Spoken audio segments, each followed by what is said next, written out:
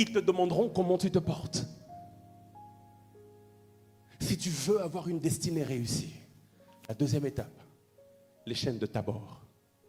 Et la dernière étape, et je finis par là. Il dit ensuite, tu arriveras à Gibéa Elohim.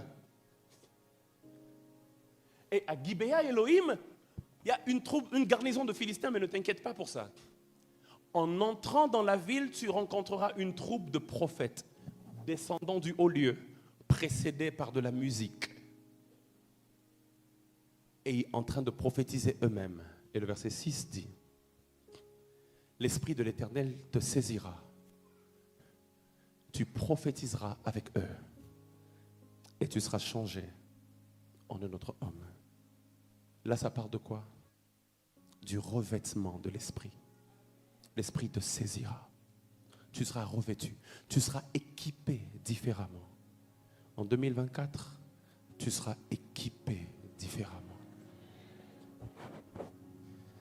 Parfois dans la vie, la réussite dépend du manteau que tu portes.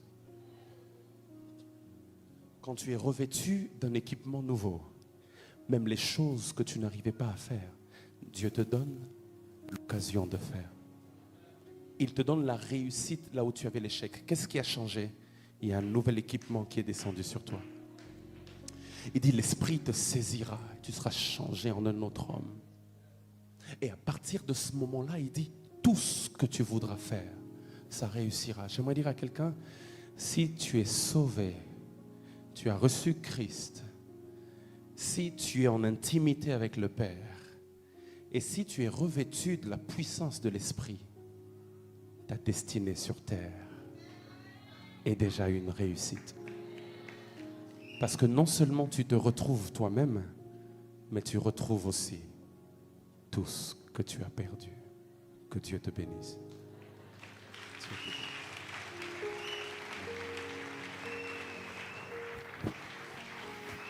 Est-ce que tu peux te lever et acclamer Dieu très fort? Alors que tu te lèves, acclame Dieu très fort. Acclame Dieu très fort.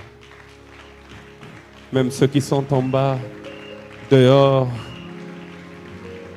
vous qui êtes sous les tentes, acclamez Dieu très fort. Vous qui êtes au rez-de-chaussée, et nous qui sommes ici, est-ce qu'on peut acclamer Dieu très fort? Le Dieu de notre destinée. Par quel chemin tu dois passer? Voici le chemin. Est-ce qu'on peut faire mieux que ça? Acclamer Dieu très, très, très, très fort.